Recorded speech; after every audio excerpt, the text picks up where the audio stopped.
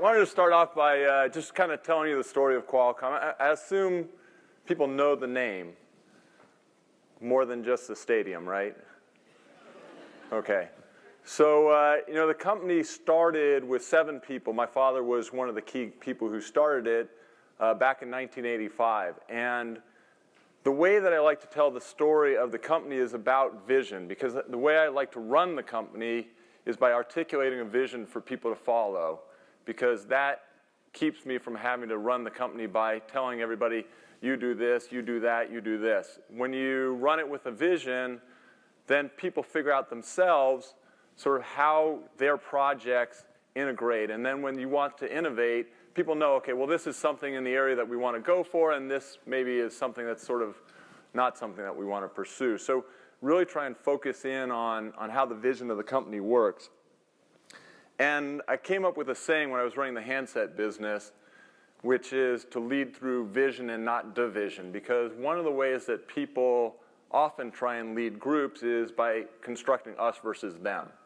So it's easy to have your team form around you if you say, we're the good guys and those people over there are the idiots, and we're going to do great and they're not. And what I learned from that period of time of my life was when I did that and I said, we're great and those infrastructure guys, they don't know what they're doing, then everybody in our company, in my group then said, oh, well, I'm going to model the leader. I'm going to do the same thing myself. And I'm going to say, hey, I'm in sales and the engineering guys, they're messed up. Or I'm in marketing and the finance people are messed up. And so you see people model leadership and do this division thing below. So I really focused in on what it is that you can do that brings people together and causes them to work together.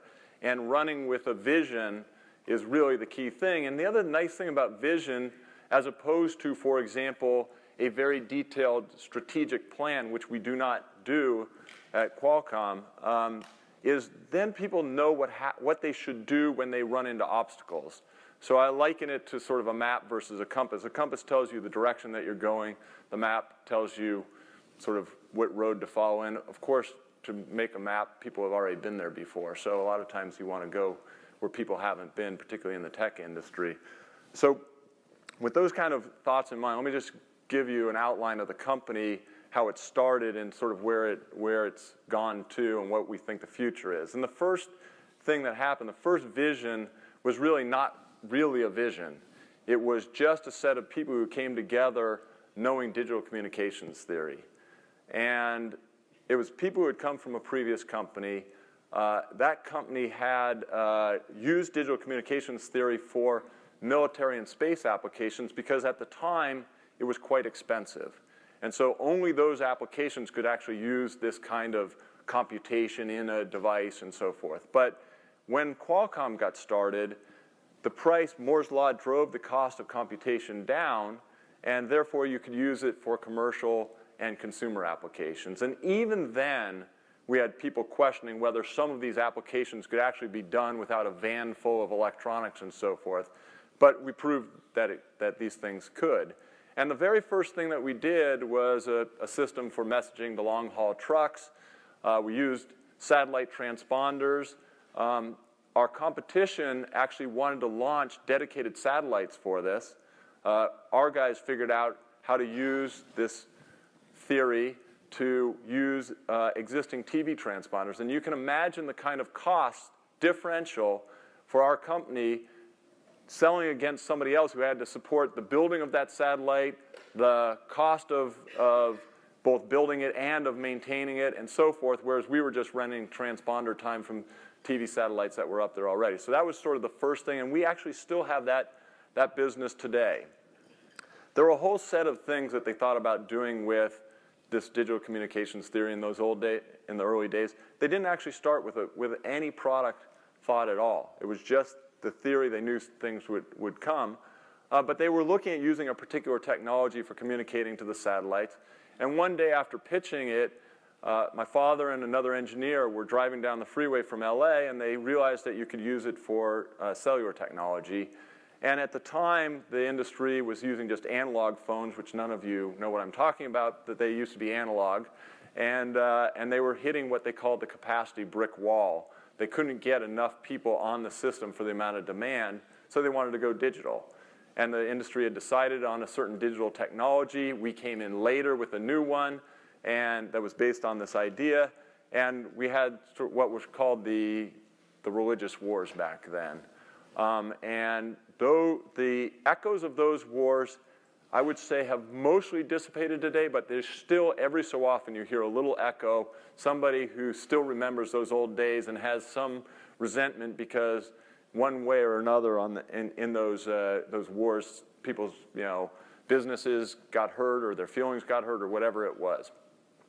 Anyways, this system was a packet data system. I actually did the speech part of the system, and it was done as data. So much like you do today when you send voice over IP, it was much like that. It wasn't IP that we were running it over, but it was all compressed and digitized and so forth. And we realized that we could turn it into a data system.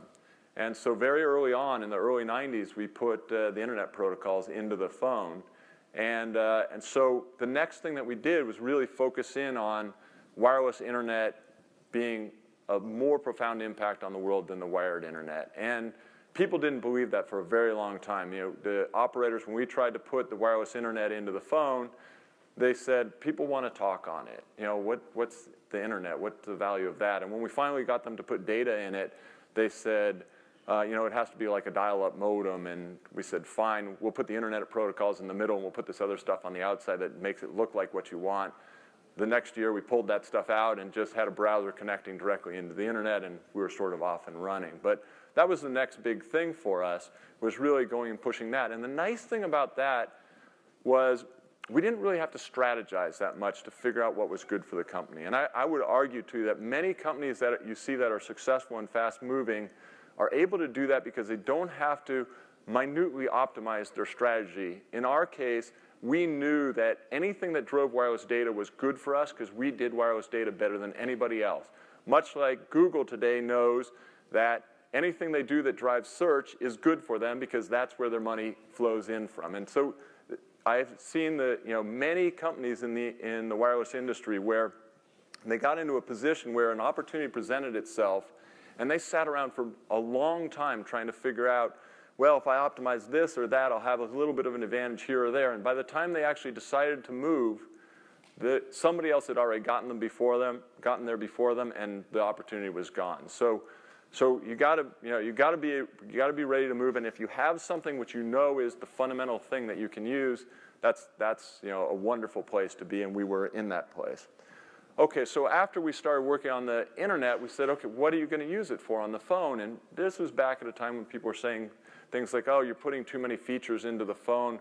What do I need to, all this stuff for? But we had a fundamental belief that the phone would turn out the way that it is, which is it's a personal device not just for communication, but for entertainment and productivity and all these other kinds of things. So very long time ago, we started putting in microprocessor technology. We were known just as a radio company. And now we were putting microprocessor technology and graphics and sensors. And there was a time when phones did not have cameras or color screens. And we had to actually fight to get the operators to agree that those kinds of things should go in. We put GPS in. GPS actually got into the phone not for location services, but simply because the government wanted to know when you made a 911 call from your cellular phone where you were to go help you out. And by the way, the government was incredibly poor at implementing their side of the system. The phones all had the capability far before the service centers that the government ran could actually take that data and get somebody to you in the right place. In any case, that was the early impetus for getting GPS. And I'll tell you, the operators at that time were so worried about privacy implications, for many, many years they didn't allow location-based applications on the phone. Anyways, during that time, this was the time when we built our software platform and app downloading platform. We built the first smartphone with the Palm operating system running on, and all these kinds of early innovations that we now see as fundamentally part of the wireless internet. So today, everybody gets this. They all realize that the phone is this thing that's so personal for us. They realize that you want to put more and more stuff into the phone. And so the vision now has evolved. And the vision for us right now is one that we call a digital sixth sense, which is there is stuff in the world around us. There's content, there are services, there are certainly people that we want to interact with, and there's cyberspace information associated with those people or locations or things. And we actually want to be able to detect when we're in proximity of something that might be of interest to us and control it. And so you may have heard of the Internet of Things, where all things around us are going to be connected. We call it the Internet of Everything because we believe that it's basically going to be fundamental that things will be connected in the world around you. And the phone is going to sit there. It's going to be your way of detecting what's around you and controlling what's around you and authenticating yourself to things and places and people. And so this is kind of the next area that we're working on. And the numbers are pretty staggering. There's estimates that there will be 24 billion connected things by 2020. Half of those will be cellular connected, others will be connected in various different ways. But that's sort of the vision that we're working on right now. And you can see the early stages of these things. You know, I'm wearing a Nike Fuel Band. This Bluetooths to my device and uploads my activity levels. But you can imagine where that will head in the future. Take healthcare in particular. We're working with a researcher that has a device that's small enough that it will get injected into your arm, and 2 weeks ahead of time it can detect certain things flowing in your blood to tell you that you're going to have a heart attack. So imagine in the future your phone will ring and tell you to go to the doctor and get checked up because you're going to have a heart attack. And people say, oh, nobody's going to be willing to have technology put inside their body. But in fact, that happens already today. There's been studies on pacemakers that a connected pacemaker has 50% lower mortality rate than a disconnected pacemaker. And so there is a reason that we will have mobile health, and you heard I'm doing this ambassadorship. It was actually, interestingly enough, a program started by Desmond Tutu. And he was interested in mobile health and e-health because in the developing world, there's just not enough access to health care. And with 6.6 billion mobile connections, the mobile phone is the biggest technology platform. So he understood that making use of sort of mankind's biggest platform was his way of providing health care to people. And we recognize that ourselves, by the way. We've done a lot of work in the mobile health area. One of the things that you may or may not know is that there's a $10 million X Prize. Do you guys know the X Prize? Yes, no. I know the X Prize. Okay, for those who don't know the X Prize, the first X Prize was they launched a spacecraft, a reusable spacecraft, and it had to be able to carry 3 people up to a certain altitude, come down and be reused within a certain period of time. And that took a long time to win, and now that technology is being used by Virgin Galactic, and they're going to start commercial space flights. The one that we did was around the tricorder from Star Trek, you know, the box where you wave it over people and it tells them, you know, how healthy they are. And the thing is that technology is available basically today. So there are sensors that are being done by people. There is software and decision support systems that are being done by people. And what we wanted to do was create a moment, much like the iPhone created for the mobile internet when all of a sudden it became very mainstream. We wanted to create that for mobile health. And so our thought is if we can get groups of people to come together, these global teams to come together and create something, and the idea is that this box, less than 5-pound box, will be able to diagnose 15 diseases better than a panel of doctors. And we're going to have this prize competition in basically 3 years from now. Let's see, the number of teams that are working on it right now is 285 teams from 35 countries. So it's really a global competition, and we'll see, I think, mobile health really take off.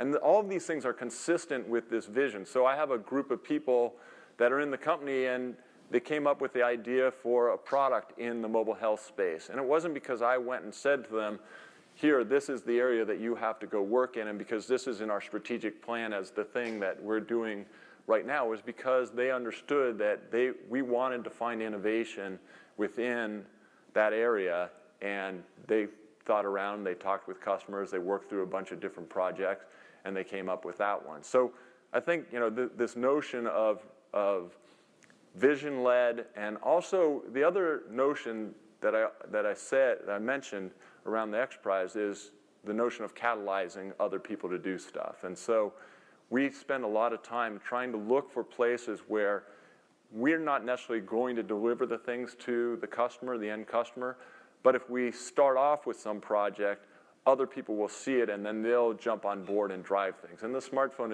is a perfect example of that.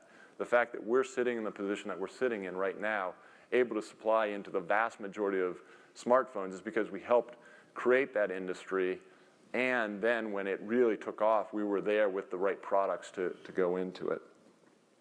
Maybe to go from kind of the vision to what that actually then turned into in terms of the company. So this is a global, you know, you guys are looking at global business. We are clearly a global business. Right now we have 188 locations around the world. 78 of those locations are in the United States. We have about 27,000 employees. About 1/3 of them are outside the United States, 2/3 in the United States, about 12,000 in San Diego, where we started. 65% of our employees are engineers. We do a huge internship program. We'll have 1,200 interns at Qualcomm this summer, and that's the main way that we hire outside of, and by the way, not just for engineers, also for business people too. That's the main way that we hire out of colleges, is have people come and do internships. You get to know us, we get to know you. That actually works out extremely well. The other thing that's interesting is we have 118 different nationalities in our workforce right now. So it is a very, very global workforce, and you say, okay, well, how do you manage such a global workforce? And the truth of the matter is we work very hard at it. For a long time, we had an office. Our first office was actually in Israel, international office in Israel, and for probably 10 years, every year we thought about shutting it down because we didn't get the engagement, and we had to figure out how to make this work. And the lessons that we learned there, the best thing that we learned was that if you're going to have an office outside, a remote office, the best thing you need to do is make sure that it has a mission. Because once it has a mission, it has a set of projects that are continuing. They can build sort of deep professionalism around certain areas. If you leave a global office to be sort of a job shop, then people are just in and out on different projects all the time. They don't build up the levels of trust that you need with the main organization in San Diego, and therefore it doesn't work. And so you just kind of, you lack the ability to measure achievement in a global office. So we've organized ourselves that way. If you look around, actually not just internationally, but all of our offices have some mission that they're associated with, or some set of missions, and that's actually created the linkages both at the very top and all the way down through the organization to make a very high bandwidth connection. And the reason why that's important is that the way that information flows at Qualcomm is very non-hierarchical. It's quite unstructured. We rely very heavily on email. We've always been an email culture, and information doesn't necessarily even flow to me as the CEO if I'm not providing value in a conversation, in a thread on some topic. And so when you talk about a global office, the ability to build the trust and the thought that, okay, this person needs to be looped into this conversation has to happen only through building the trust. And by the way, it's also made it quite difficult for people to come in from the outside. If they come in from an organization that has a very hierarchical mindset, they always bounce off, and the antibodies form, and those people end up not being successful at the company. And so it's really quite important for people who come into the organization to be very open, very willing to accept input from a lot of diverse sources, to go build their networks up within the company. And in fact, when we do our onboarding for executives or board members or new employees, I mean, that part of it is stressed highly. And the reason why that works so well is that in an innovation, a very fast-paced organization, you just have to be very flexible and be able to organize and reorganize around the people who have the knowledge to go solve the issues. And that has worked extremely, extremely well for us. People like the culture. I mean, we've been on the best places to work list for 15 years in a row. And I think, you know, this notion that the company is, we don't have big facilities. We don't have big factories. We actually are all about people and their ideas. In fact, even in our chipset business, we don't actually make the chips. We're what's called fabless. And so some other manufacturer makes the chips for us. And so what our engineers are creating are virtual things. They are the designs of the chips as opposed to the manufacturing of a thing. And in our licensing business, people are creating ideas, and that's what we're licensing out. And these two businesses are very synergistic with each other, too. If you're in the licensing business, what it means is that we can be very early in a new technology area. So we can create some new thing. We can build an intellectual property portfolio for that. But what it also means is that if that idea doesn't get out into the market, it's not valuable. So the chip business I often look at as a distribution channel for ideas, actually.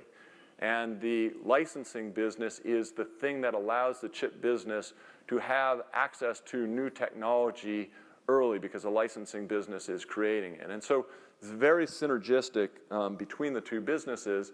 And then what we really have as an important facet of the company is that because we don't sell directly to the end user anymore, it's all about our relationships with our partners along the value chain. And so, in fact, when I took over in 2005, the first all-hands meeting that I had, I said to the employees, I said, you know, we're known as a great innovator. We're known that we hit our schedule and meet our performance targets, so we execute well. But going back to that story about the religious wars, we weren't really known as a great partner. So I said to people, the fundamental values of the company are going to be innovation, execution, and partnership.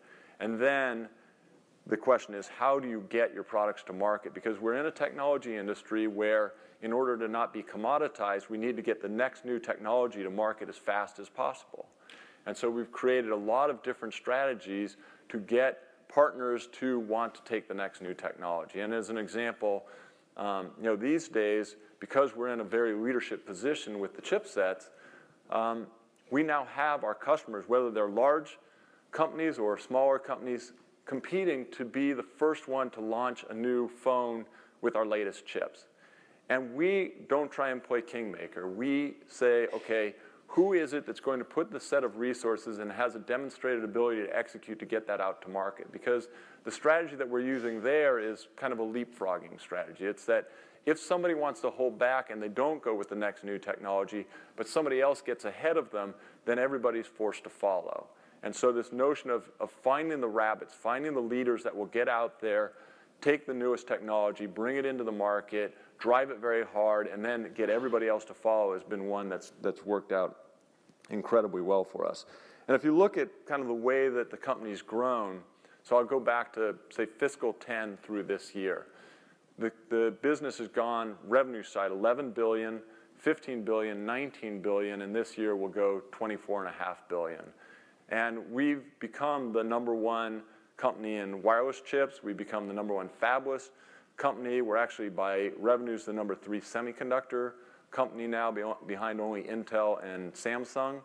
So the strategy has worked extremely well. And another thing that we decided to focus on was just being as broad as we possibly could. So one of the competitive advantages that we have is not only are we driving the technology very rapidly, but we have enough scale so that when a customer is trying to get their phone into acceptance from a wireless operator, we can send a huge team of people to go knock the last few bugs out. And because we have, you know, hundreds, I think right now we have 475 designs, different designs that are in work at different companies. right now. I mean, not released yet, not announced yet, but just the next new things. So you can imagine there's just a huge set of demands on our time to bring resources there. And so that notion of being the best partner at scale is really one of the key competitive differentiators for us. Let me talk a little bit about kind of what happened when I took over. So right when I took over in 2005, a lot of interesting things sort of happened. They were not very pleasant for me. Right away, we had attacks by a bunch of competitors. So I talked about the wars and the resentment. And so essentially companies, Ericsson and Nokia, sort of the big European telecom companies, Texas Instruments, Broadcom, Panasonic, NEC, a number of different companies all sued us globally.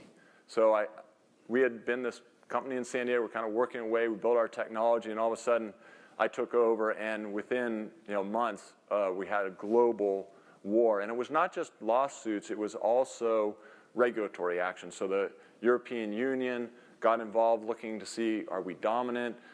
Korea looked at us, Japan looked at us, I mean, just a whole range of things. And at the time, one of the things that we looked at to try and deal with that was whether we would split the company into two pieces. And so we had this notion, do we need to separate the chip business and the licensing business so that people can't use leverage on the chip business as a way to drive the licensing business down? And that was actually a fundamental, probably the biggest question that I dealt with in the entire time that I've been CEO. And we got very close. We got down to the final board meeting. We were just about to separate out. We had already chosen, who was going to be the next CEO and so forth. And in the end, I decided not to do it. And it was because of what I said earlier about the synergies between the chip business and the licensing business. But that was that decision and that notion that we might spin or not spin was something that actually caused a fracture in the company, which has healed now, but for a very, very long time, you had those silos, kind of that us versus them mentality that I talked about earlier, and we really had to work on fixing that. So now the kinds of things that we do to try and have strategies to win, we have this notion of scale, and we have this synergy between the businesses that I talked about. The other things that we really focus on also are the notion of integrating more capabilities into the chipset. And so, like I said earlier, we were known as a radio company. But now we actually have the best microprocessors for mobile. We have the best graphics technology for mobile, connectivity, sensors. We have a wide range of technologies. And now when people have to compete against our chips, they have to win on all of those different vectors in order to do that. And now it's sort of an arms race strategy. We're big enough that we can invest a huge amount in R&D, $4 billion in R&D last year. And we focus it in on adding what's the next new functionality. And even, so we clearly can do that at the high end, but even at the very low end of the market where we're fighting in a much more commoditized space, we continue to bring new technology down into the low end of the market in order to compete against the companies that are trying to compete with us there. So the notion of integration, the notion of arms race, we also try and have a very broad portfolio, and the idea there is that if you're a company that's going to try and compete with us and win at some handset manufacturer, you come in with one chip, you might win one product, or you might win a product in a certain tier. But because there's so much pressure on cost and the cost of developing new products, there's so much pressure on being the first to market with the next new product, that really doesn't work. The companies don't want to have all sorts of different platforms to try and develop on. And so what we try and do is make sure that we fill all the different spaces, all the gaps in all the tiers in their roadmap with a chip that's focused on that. So we have a broad number of chips, a wide portfolio, and that way we're protected against somebody trying to come in and attack us using point solutions. And then the final thing is really this notion of expanding the battlefield. And so we do things where we try and bring the next new technology, whether it's a new radio technology, whether it's a new microprocessor or graphics technology, but also we do these things according to the visions that I talked about. How do you interface with the world around us? How can we do that in an efficient manner? How can we do that without burning out the battery of the phone so that when you're walking around, you're always looking to see what services or content or people that are around you that you might want to interact with? Your phone's not just dying by, halfway through the day because of that. So this notion, of all these different kinds of technologies that we can put into the chip expands the battlefield. And one recent example was there's a new technology, the 4G technology coming out. And governments everywhere in the world are trying to figure out what's the new spectrum that I can put this technology in, and they're all coming up with different answers. And so what happens then is that in different countries, you take your phone, and it may not even be able to connect on 4G because there's, it's just running at a different part of the frequency spectrum, like a different radio station. So we built a technology that will solve that problem. And it's a very integrated technology, low-cost technology. That took us 8 years to do. And now our competitors have to compete with that. That's another area where we've just created a new vector upon which they have to compete with us. So we're always trying to look for the next new thing to keep them behind us. And it really comes down to the innovation. And so maybe I'll close to open up with a question just quickly on how the innovation gets done. The thing like that radio chip, that came out of a traditional business unit just doing their normal, okay, how do we build more content in the phone? How do we improve this issue that we see coming from our customers? So that's a normal sort of process. You have very specific kind of gate processes for that. We also have corporate R&D, so a big engineering organization that they also have fairly formalized processes. They do sort of the next new technology. And one great thing that's just come out from there is this notion, what we call supplemental downlink, where you can, most of the time you're downloading stuff on your phone, and that's from the network to your phone is what's congested. And we came up with a way, very simply and cheaply, to allow you to add more ways to send information down rather than up. And that's something that's differentiated our chipsets from the competition. But there's a wide range of technologies in there. Another area is we have a thing called Qualcomm Labs, which is an organization where we try and focus in on services and products. And so we have a product called Qualcomm Life 2Net, and it's a hub that connects medical equipment to a database, and mashups can be done and so forth. And that came out of that. But we also have these things where we have very wide funnels, where we try and let everybody in the organization know that they can participate in creating new ideas. Their ideas can get into the market. And I tell people, with the size of Qualcomm, with the number of chips that we ship, over 500 million chips in a year, your ideas can affect people's lives very rapidly. And so everybody in the organization is incentivized to come up with new ideas. And so we have this augmented reality technology where you composite virtual objects into your scene of the real world in your phone. And that came from an internal ideas competition.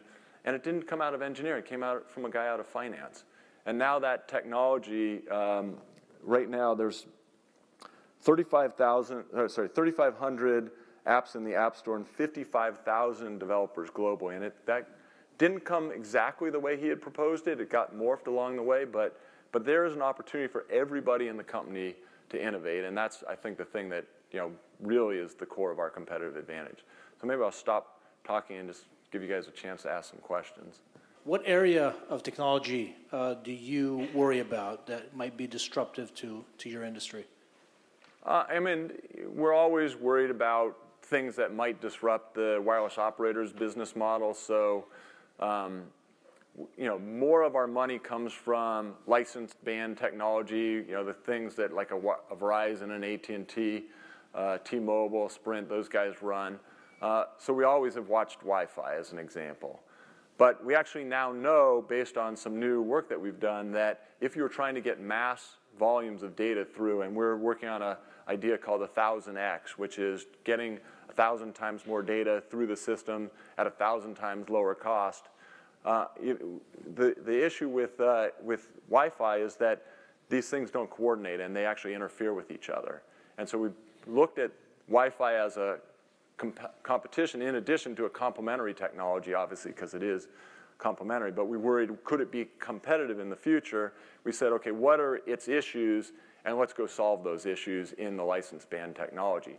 Now, what we want to do is adopt also the good sides of Wi-Fi, like people feel like, hey, I'm using Wi-Fi, I can have unlimited data, I don't need to worry about it. We're going to solve that problem by driving the cost per bit delivered over the network on the cellular networks down very dramatically, 1,000 times. So, you know, we'll try and solve those problems, give you what you want, but give the same reliability and the scalability that you get out of the licensed technologies. That's probably the top thing that we think about. But, you know, it's so broad, we think about, you know, integrated circuit technology, you know, all the way down at the bottom of the process, all the way up to sort of applications and so forth.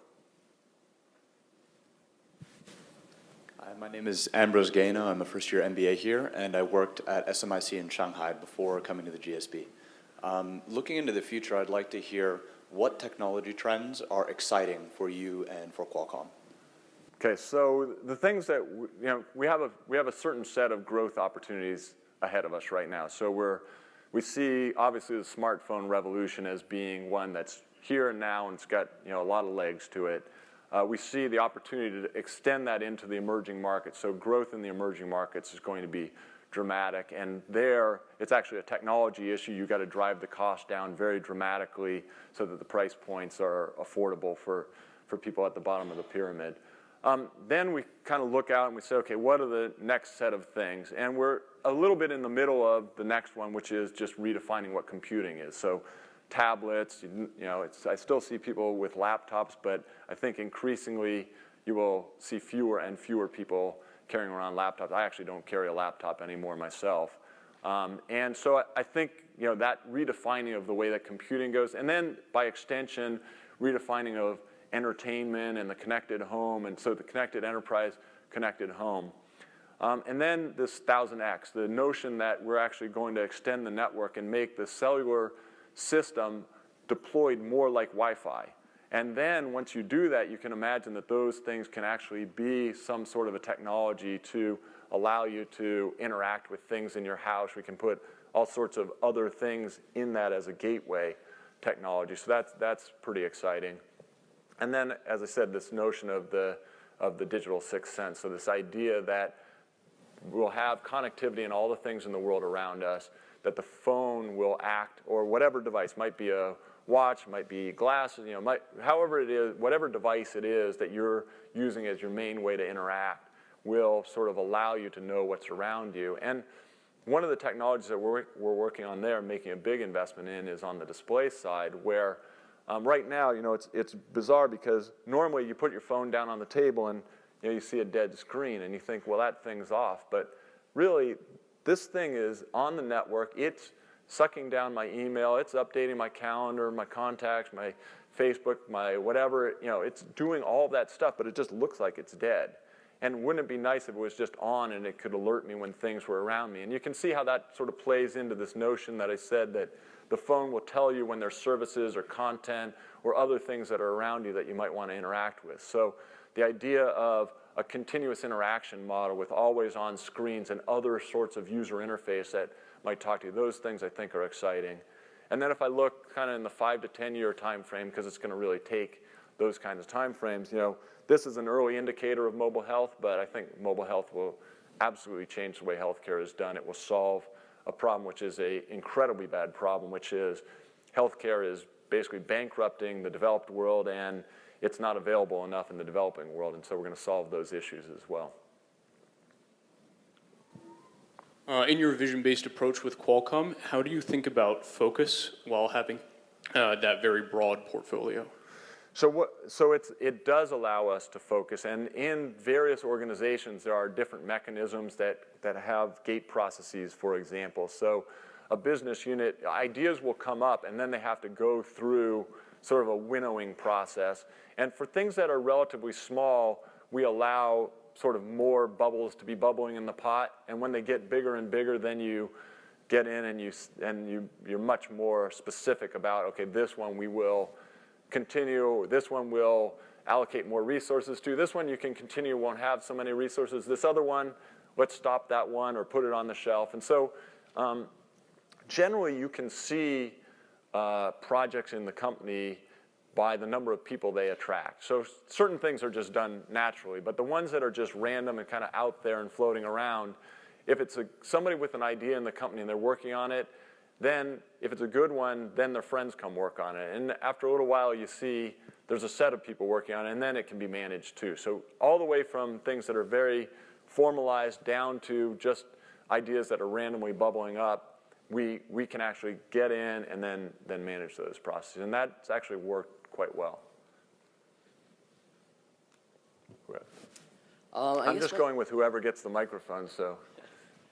So as a leader of a large organization that's so complex, my question is, especially when you reach times of conflict, like in '06 when you took over, how did you go about creating channels of information that you could rely on? And furthermore, of creating a group of advisors who you could trust and who you could bounce ideas off in order to make these types of decisions? So a lot of the people in the senior team have been together for a very long time, so we're actually all friends. I mean, the executive vice presidents at Qualcomm hang out together outside of work even. I mean, we like each other. And so we don't have the political issues that you have in other organizations we've seen, with companies that we work with.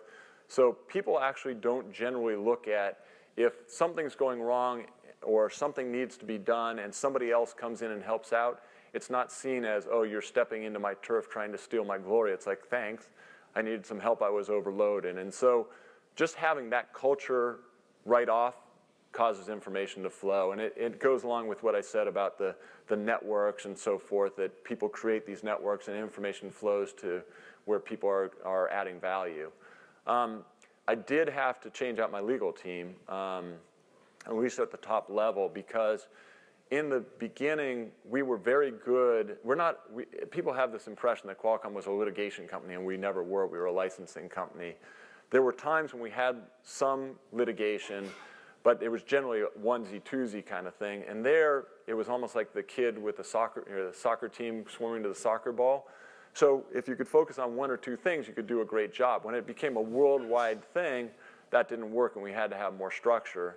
And we actually brought in somebody from the outside who had been at IBM for a long time, went to Apple for a short stint, and then came to work with us. And he had a lot of outside relationships that he could then bring to us. And so it was a combination of depending on sort of the group of people, and we're just pulling together and focus, getting focus and bringing a few specific people in from the outside.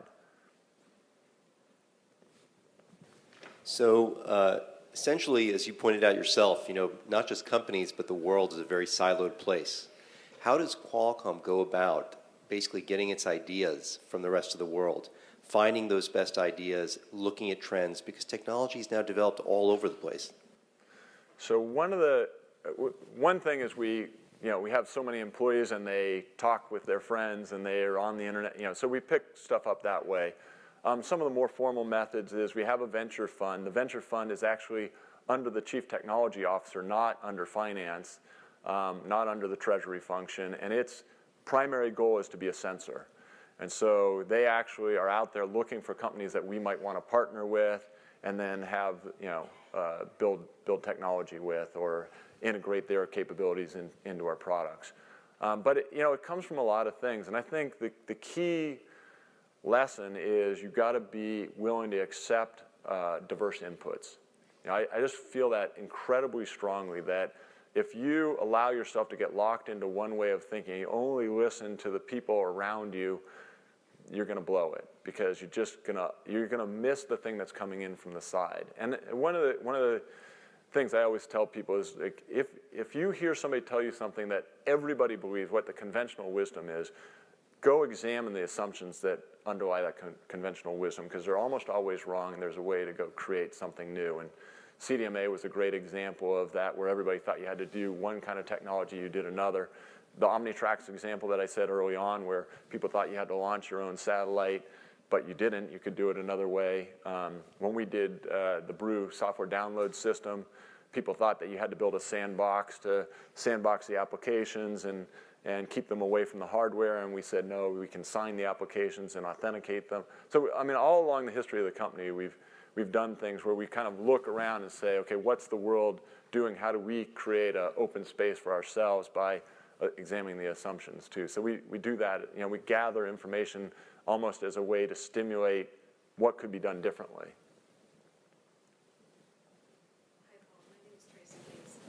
Stanford alum. I also am a San Diego native, so thank you for what you and your family have done for the city. Oh.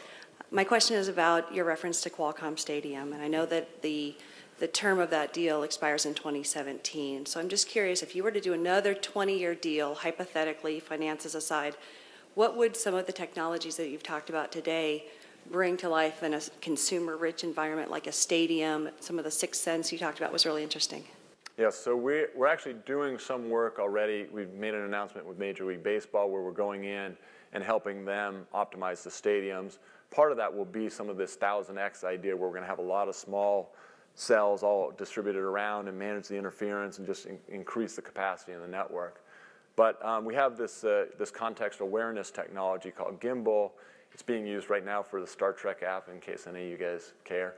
But basically it's the idea of when you go to certain locations, you win points, you finish missions or whatever. And you can imagine this will get used in a stadium environment to tell you where to go to, if you want to order things, or give you some information about what's going on around you, or even give you information about the sporting event.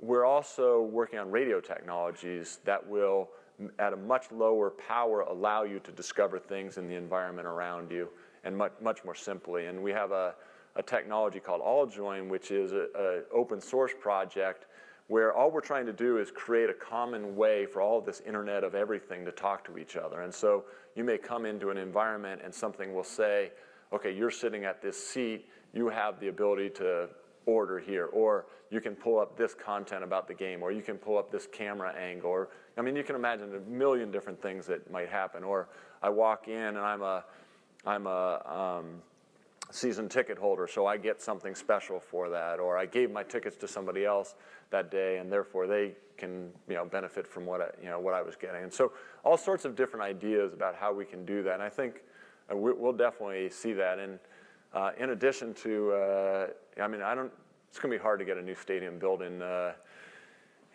San Diego because of the politics, but I'm also involved in this thing for the Sacramento Kings, and we'll be building a new arena in Sacramento, and I'm hopeful that we'll put some pretty cool technology in there to really make a great fan experience. Yeah, well, thanks for coming. I have a question for you. I do feel that you have a lot of enthusiasm for this Internet of Things and the sixth sense. Was wondering if you can share with us a little bit more color on how quickly do you think the ecosystem is developing? What momentum we see in the ecosystem, and if you can share what you see as the killer app that would kickstart this whole thing. Thank you. Yeah, I think there's going to be a bunch of different killer apps. Some of them will come early from. One example is there's a big push in consumer electronics around smart TV. And to me, a smart TV was this idea that you're going to run smartphone apps on your TV, which I always thought was somewhat lame, and I didn't believe in it that much. But one of the things I showed at my CES keynote is something that I do believe in, which is the idea that I will have my tablet or my smartphone, my friends will have their tablet, smartphone, and the screen that we use, because they're getting to be large and high resolution, that'll actually be the communal space. So we'll be watching the broadcast, and we'll post different things that we're interested in, so you have both a private and a public aspect. So that's sort of an entertainment aspect of working with a screen. But you can imagine the business aspect of it. I come into a meeting with other people, and instead of passing out PowerPoints, everybody has a set of slides on their device, and I want to show, we're talking, and I want to show this slide on the screen, and I post it, and it goes up on the screen because I'm talking to the projector, but it also can get sent around to everybody else's devices so that they can have it, they can comment on it, they might be able to edit it. So the notion in real time creating ad hoc groups, I think, will be another interesting one. One that we're having a lot of success with right now is in the telematics area. So getting things built into cars, making the car connected. But today, when you get in your car with your phone, you have to pair the Bluetooth up, and you get in and out of the car, and you're on a call, and the Bluetooth doesn't know to drop when you get out of the call. car, and you can't really, it's not that easy to get your content in and out. I mean, if you have an iPhone or iPod and you have a car with a plug, it's a little bit easier, but you still don't have a very rich environment to interact with it. And so what's going to happen in the future is you're going to get in the car, the phone's going to say to the car, this is Paul Jacobs, here's his preferences, here's the content that he has. The car's going to say to my phone, this is the screen, here's the speakers, here's the buttons, here's the other things that you can control in the car.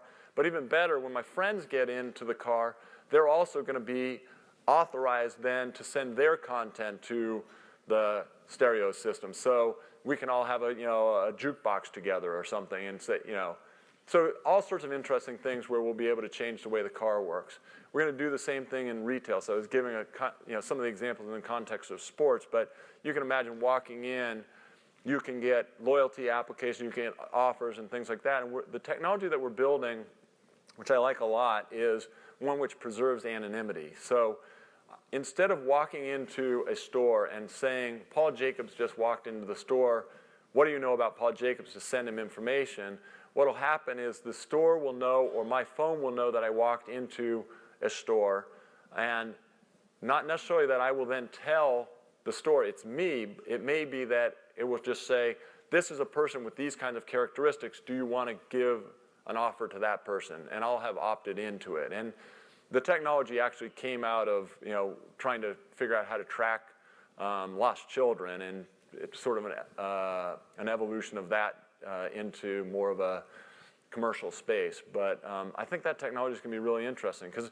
back in the days when we first put GPS into the phone, people used to say to me things like, oh, well, when you're walking by McDonald's, McDonald's is going to send you a coupon. I'm like, I don't want McDonald's knowing where I am at all times so that just when I happen to walk by, they can send me a coupon. To me, it's much more interesting that McDonald's might be broadcasting something that my phone will walk through, see that that offer is there. If I actually care about McDonald's, it will alert me, buzz here, here, here. Something will happen that I'll know, and then I can react to it. If I'm not interested, those bits just get dropped on the floor. I walk by. Nobody knows anything, they don't know anything that I went by or anything. So those kind of technologies are going to roll out in the very near future as well, and give us this opportunity to interact with the world around us in a much more rich fashion. Okay, you told me that I need to stop at 1, and it's just past 1, so. Yeah, unfortunately that's all the time we have for this afternoon, but please join me in thanking Paul for his presentation. Thanks, everybody.